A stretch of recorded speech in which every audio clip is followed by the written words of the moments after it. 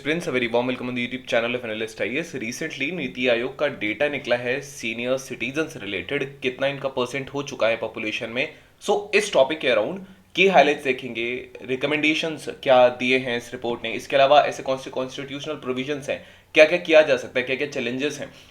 These all things will be discussing. After that will be solving out today's prelims, the main practice question which is based on this topic. So let's start. So why in news recently जो नीति आयोग है उसने एक report या जो position paper है उसको, जिसका title है senior care reforms in India reimagining the senior care paradigm, इसको रिलीज किया है। तो ये ग्रेटर फोकस की बात करती है सीनियर केयर पे। अगर हम इसके हाईलाइट्स की बात करेंगे, में बहुत ज्यादा एक्सपोनेंशियल ग्रोथ है, खास करके एल्डरली पीपल को लेकर के।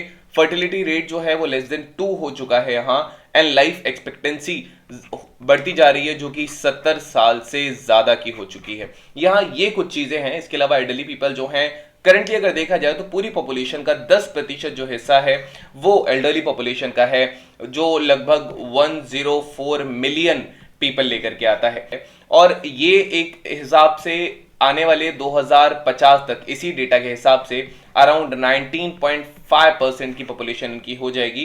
That is according to UNFPA। ये कुछ एस्टिमेट्स है यहाँ पे। 2011 के सेंसस की माने तो elderly population is around 10%।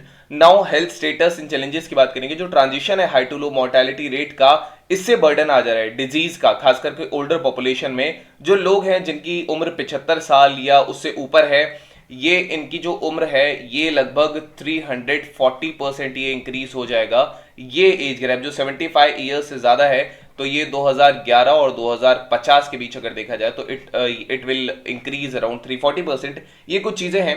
Rural urban में यहाँ डिवाइड देखा जा रहा है। 71% जो पॉपुलेशन है एल्डरली पर्सन्स की वो रूरल एरिया में रहती है, एंड लगभग 32% जो है वो जो पॉपुलेशन है उनमें लो लाइफ एक्सपेक्टेंसी है। ये कुछ चीजें यहां पर निकल के आती हैं। यहां पे एक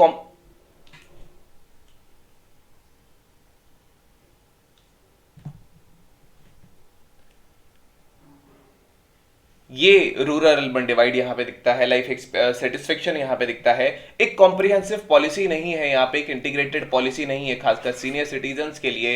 एंड एक यहाँ पे जो स्ट्रक्चरल पॉलिसी फ्रेमवर्क में गैप्स हैं, यहाँ पे इंफ्रास्ट्रक्चर में गैप है, इलनेस मैनेजमेंट में गैप है। ये कुछ चीजें हैं जो आती हैं। हेल्थ केयर सर्विसेज के एक्सेस में कुछ यहाँ चैलेंजेस आते हैं, पर्टिकुलरली भारत में, खास करके उन लोगों के लिए जो ग्रामीण क्षेत्रों में रहते हैं। नेशनल हेल्थ प्रोफाइल के हिसाब से 2017 में केवल 43 फिजिशियंस थे पर लाख पॉपुलेशन रूरल एरियाज में, कंपेयर टू 118 फिजिशियंस पर लाख पॉपुलेशन अर्बन एरियाज में। ये यहाँ पे कुछ चीजें आती हैं। इसके अलावा यहाँ कुछ चैलेंजेस भी हैं। ये जो फिनोमेना है कि पॉपुलेशन जो एज कर रही है, ये सारे एस्पेक्ट्स जितने भी सोसाइटी के होते हैं उनको इम्पैक्ट करेगी। अलग अलग हेल्थ, सोशल एंड इकोनॉमिकल इसके जो होंगे वो इम्प्लीकेशंस होते हैं यहाँ पे। जो longitudinal ageing study of India है, सो इट इज LASI, इसके हिसाब से अगर हम देखेंगे तो ये इसके 2021 की रिपोर्ट के हिसाब से सिग्निफिकेंट पोर्शन जो है एल्डरली पॉपुलेशन का, उनको क्रॉनिक डिजीजेस यहां पर हैं, एंड अलग अलग सिम्टम्स हैं, फंक्शनल लिमिटेशंस हो जाती हैं उसकी वजह से। 75% जो एल्डरली पॉपुलेशन होती है उनको एक या एक से ज्यादा क्रॉनिक डिजीज होते हैं। अब ये डिजीज बर्डन जो है इसको शिफ्ट कर देता है, डिपेंडेंसी रेशियो बढ़ जाता है, यहाँ पे फैमिली स्ट्रक्चर में प्रॉब्लम आने लगती है। ये कुछ चीजें हैं जो हैं। And more over her 4th Indian अगर देखा जाए यहाँ पे जो 60 साल से ऊपर है उनकी हेल्थ जो है वो पुअर है। मोर ओवर मेडिकल एक्सपेंसेस जो हैं वो डबल हो जाते हैं, खास करके इस पॉपुलेशन सेगमेंट के लिए, क्योंकि ये एक हेल्थ सर्विसेज से ज्यादा का यहाँ कंजम्पशन होता है। लगभग 20% जो एल्डरली पॉपुलेशन है उनको मेंटल हेल्थ इश्यूज भी हैं, अलग अलग डिजीजेस होते हैं। तो यहाँ पे अलग अलग चैलेंजेस आते हैं सोशल इंक्लूजन को लेकर के। फ्रेगमेंटेड या नैरो सोशल सपोर्ट सिस्टम है, सोशल इनइक्वालिटी है, एंड केयर वर्कर्स की जो कंट्रीब्यूशन है, चैलेंजेस को नेग्लेक्ट किया जाता है। बहुत सारे अलग अलग पॉइंट्स हैं। डिजिटल लिटरेसी की जरूरत है, डिजिटल गुड्स होने चाहिए, यहाँ पे डिजिटल ट्रेनिंग जो है वो नहीं है, अनअफोर्डेबल डिजिटल इक्विपमेंट्स हैं। इकोनॉमिक इंक्लूजन की बात करें तो यहाँ पे एक universal comprehensive integrated financial system चाहिए, खासकर ओल्ड एज सिक्योरिटी के लिए। इनसफिशिएंट यहाँ लेवल से फाइनेंशियल लिटरेसी के, फाइनेंशियल अब्यूज है या फ्रॉड इस एज में बहुत ज्यादा होता है। एंड यहाँ पे कॉम्प्रिहेंसिव इंटीग्रेटेड पैकेज सर्विसेज नहीं है। एक evidence back geriatric disease knowledge repository यहाँ होनी चाहिए। बहुत सारी अलग अलग चीजें हैं which can be done. Now these are the challenges. यहाँ पे अगर हम सीनियर केयर पॉलिसी का जर्नी देखें भारत में, तो 1995 में जो प्रोपोर्शन था 60 साल से ऊपर लोगों का, दैट वाज अराउंड 6%, एंड वही जो अब परसेंट हो चुका है वो 10% से ज्यादा हो चुका है, which will be increasing up to 2050। तो अलग अलग पॉलिसीज हैं, जैसे इग्नो एप्स पहले आया था, देन एनपॉप आया था, ये financial and food security, health care, shelter, इन सब की बात करता था। एनकॉप जो है ये पॉलिसी एंड ये बेसिकली एडवाइजर था गवर्नमेंट को, जैसे इश्यूज है वेलफेयर ऑफ सिटीजन से रिलेटेड। Maintenance and welfare of parents and senior citizen act आया था, ये एक बेसिकली पेरेंट्स के वेलफेयर या जो सीनियर सिटीजन होते हैं उनके लिए आया था, उसमें प्रोविजन से। National policy on senior citizen है, ये जो है ये डेमोग्राफिक चेंजेस पर है, एडवांसमेंट्स क्या हो चुके हैं मेडिकल रिसर्च पे। National council of senior citizen ये आया था 2012 में। The national action plan for senior citizen which is अव्यय, ये आया था, ये सोशल जस्टिस की बात करता है, एम्पावरमेंट की बात करता है, ग्रे इकोनॉमी की यहाँ पे बात की जा सकती है। अब यहाँ पे कुछ रिकमेंडेशंस हैं। सबसे पहले अगर हम हेल्थ डोमेन की बात करें तो हेल्थ डोमेन में यहाँ पर जो है वो लिटरेसी खास करके उसको इंक्रीज किया जा सकता है, हेल्थ लिटरेसी को, अलग अलग इश्यूज को लेकर के हेल्थ सर्विसेज को यहाँ स्ट्रेंथन किया जा सकता है। Skilled workforce, World Health Organization का जो ग्लोबल स्ट्रैटेजी है ह्यूमन रिसोर्सेज पे, वो हाईलाइट करता है कि यहाँ पर जो स्किल वर्कफोर्स होनी चाहिए वो होनी चाहिए ग्लोबल हेल्थ सिक्योरिटी के लिए, एक्सेसिबिलिटी सर्विसेज के लिए यहाँ इंक्रीज हो जाए। मोरओवर एक इंस्टीट्यूशनल सपोर्ट, एक नेशनल सीनियर केयर सेंटर हो, सेंट्रलाइज सिस्टम हो जो कि कंटिन्यूस डेटा उसमें मिलता रहे, एविडेंस बेस्ड स्ट्रैटेजीज हो, पॉलिसीज हो इन लोगों के लिए। एंड सोशल इंक्लूजन की यहाँ पे बात की जा रही है। सोशल इंक्लूजन जो है जैसे अवेयरनेस यहाँ पे इंक्रीज किया जा सकता है, यहाँ पे एल्डरली मॉडल से रिलेटेड चीजें उठाई जा सकती हैं। लीगल रिफॉर्म्स यहाँ होने चाहिए, वेलफेयर मेंटेनेंस एक्ट जो है उसको एल्डरली फ्रेंडली, या हाउसिंग सेक्टर के रिफॉर्म्स इस हिसाब से होने चाहिए ताकि इनको एक पोर्टल हो जहां पे सीनियर लिविंग प्रोजेक्ट्स का चीजें हो सके। इसके अलावा यहाँ पे वन स्टॉप सेंट्रलाइज पोर्टल हो, एक नेशनल पोर्टल हो सीनियर केयर के लिए, इजीली सर्विस प्रोवाइड की जा सके। एंड केयर इकोनॉमी यहाँ इंक्रीज की जा सकती है। यहाँ पे जो केयर वर्क है या केयर वर्कर्स जो होते हैं, स्पेशली वुमेन के लिए जिनको जरूरत पड़ती है, मोस्ट ऑफ द बर्डन जो है वो उन्हीं पर आता है, ये कुछ चीजें आती हैं।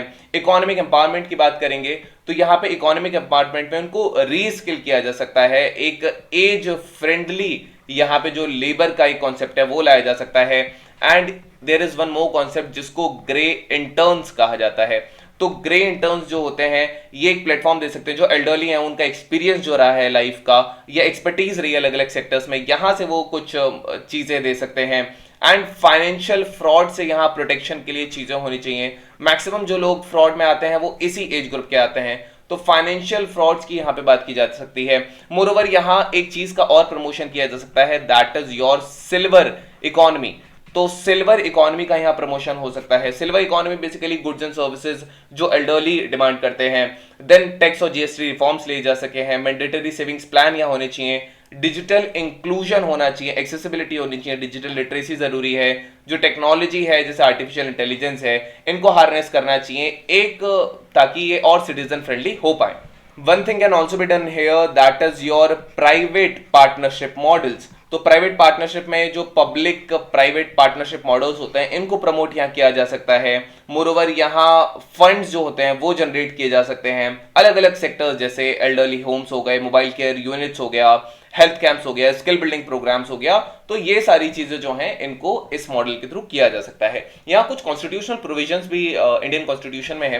आर्टिकल 41 जो है वो राइट टू वर्क देता है, एजुकेशन, पब्लिक असिस्टेंट देता है। कुछ केसेस में स्टेट जो है वो इकोनॉमिक कैपेसिटी के लिमिटेशंस में यहाँ वर्क कर सकता है। राइट टू वर्क है, राइट टू एजुकेशन है, राइट टू पब्लिक असिस्टेंस है, अनएम्प्लॉयमेंट के केस में, ओल्ड एज के केस में यहाँ पर है, सिकनेस या डिसेबलमेंट के केस में है। सो आर्टिकल 46 जो है ये एजुकेशन या इकोनॉमिक इंटरेस्ट की बात करता है शेड्यूल कास्ट, शेड्यूल ट्राइब्स के लिए, बाकी वीकर सेक्शंस के लिए, including elderly and the disabled people. 7 schedule जिसमें अलग अलग लिस्ट है, उसमें कॉन्करेंट लिस्ट जो होती है उसमें ओल्ड एज पेंशन की बात की जाती है, सोशल सिक्योरिटी की बात की जाती है। आर्टिकल 24 ही जो कंकरेंट लिस्ट में है, यहाँ पे welfare of labour including conditions of work, provident fund, liability, workman की कंपनसेशन के लिए, ओल्ड एज पेंशन की यहाँ पे बातें की जाती हैं। तो these are the constitutional provisions related to that. Now we have today's prelims practice question. The question says, what is the major challenge identified in the report regarding senior care in India? Increasing life expectancy, lack of a comprehensive policy framework, rising fertility rate, or shortage of young people. So you can type the answer in the comment section. The relative is correct or not. Now we have today's main practice question. The question says, the changing family structures amidst India's demographic transition necessitate a re-evaluation of traditional support systems for the elderly. Comment on this statement and elucidate the need for evolving social protection mechanisms for the senior citizens. So this was all about today's video and session. I hope you did very well. Thank you. Have a nice day and stay tuned with Analyst IAS for your better preparation.